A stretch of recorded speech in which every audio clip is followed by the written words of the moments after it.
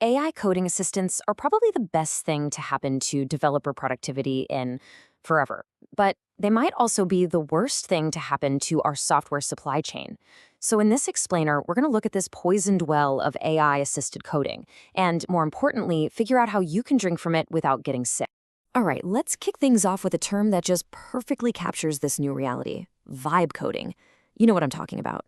It's that feeling, that magical flow state where you're in perfect sync with an AI. You're not just typing code anymore, you're conducting an orchestra.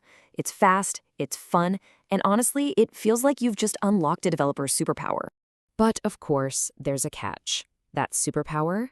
It comes with a hidden price. To really get a handle on the risks, we first have to appreciate why it's so darn tempting.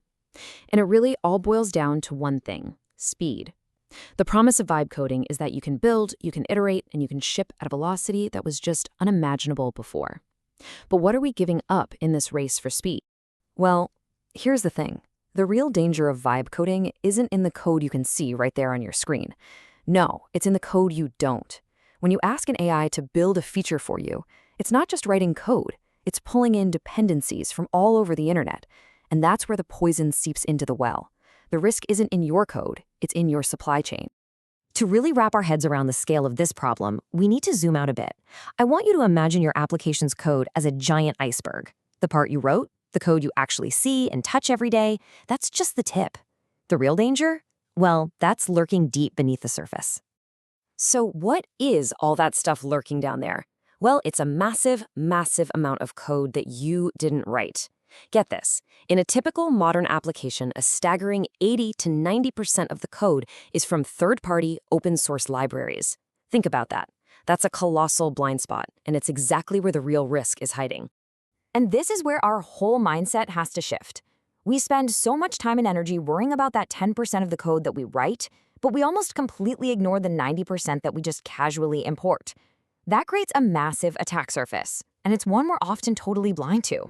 So how do attackers actually exploit this huge blind spot? It's not through brute force. Oh no, it's way more clever, way more insidious than that.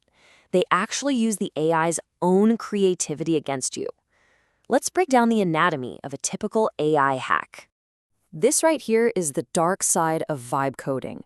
You're in the zone, you're trusting the AI, you're moving at the speed of thought, and that is exactly what the attacker is banking on. See, they're not hacking your code, they're hacking your trust. And when you're in that state of vibe, it is so easy to fall right into their trap. And this just nails it. This is the ultimate nightmare scenario, right? The attacker isn't just trying to steal your data anymore. They're turning your very own tools against you. They are poisoning the well, and you're the one taking a big gulp from it. Okay, so how do we fight back? How do we keep drinking from this amazing well of AI-assisted coding without getting poisoned? The answer isn't just be more careful. That's not going to cut it. We have to be smarter. We need a modern defense stack that can actually protect us from these brand new threats. So let's look at the tools that can help us build safely in the age of AI. All right, the first rule of supply chain security is simple. An ounce of prevention is worth a pound of cure. Traditional security tools, they're kind of like a smoke detector. They're great at telling you when there's already a fire, but they don't do a thing to prevent it. We need a fire extinguisher. We need a tool that stops the fire before it even has a chance to start. And this is the fundamental difference between the old way and the new way. The old way is all about blacklisting. It's looking for known bad guys. The new way, it's about whitelisting. It's looking for known good behavior. A tool like Socket doesn't care if a package is on some list of known threats. What it cares about is what that package is trying to do. And if it's trying to do something sketchy, it gets blocked. Period. End of story. We've all been there, right? You're deep in a coding session and you're just getting bombarded with security alerts. Most of them turn out to be false alarms, but you have to check every single one just in case. It's a huge drain on your time and energy. And that's exactly why you need a smart firewall. One that can filter out all that noise and only alert you when there's a real threat. And this brings us right back to that idea of verifying the vibe. When you're in the flow, it's just so easy to make a simple mistake. Maybe you accidentally commit a hard-coded API key, or maybe you don't even realize your AI assistant just added a vulnerable dependency. A tool like Aikido acts as your safety net, catching these mistakes before they can do any real damage. So we've talked about what the code is doing, but what about who wrote it? I mean, in the wild west of open source, it is incredibly easy to be deceived. A package might have a familiar name, but how do you really know it's the genuine article?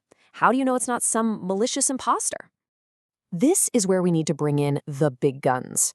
Cryptographic signing with something like SigStore is basically a digital fingerprint for your code. It's a way to prove, beyond any shadow of a doubt, that the code you're about to use is from a trusted source. It is the ultimate defense against impersonation attacks.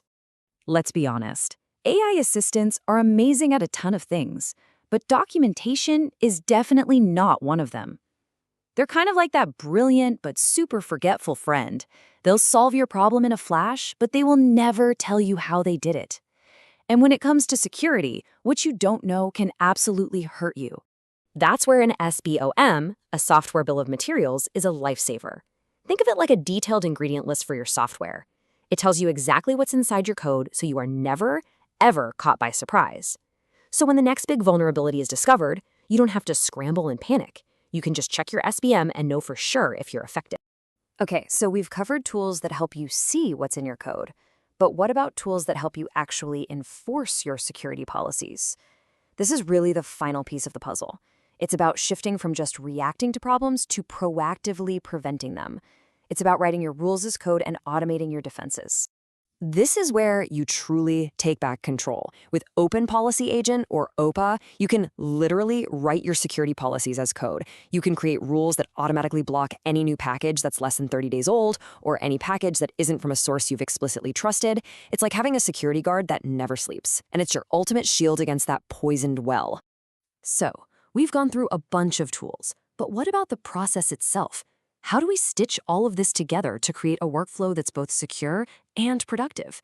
The answer is to create a golden path for development, a set of best practices that will guide you and your team safely. Let's take a quick look at what that path looks like. See, the golden path is all about striking a balance between that incredible speed and essential safety. You can absolutely still vibe code, but you have to do it within a secure framework.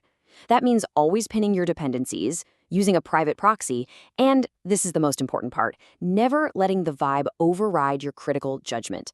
When it comes to a pull request, the question isn't just, does it work? The first question has to be, where did this import come from? So what's the bottom line here? AI coding isn't a fad. It is the future of development. But with all this incredible power comes some serious responsibility. We just can't afford to be naive anymore. We can't afford to blindly trust the code we import. The era of just typing npm install and praying is officially over. From now on, we have to verify the vibe.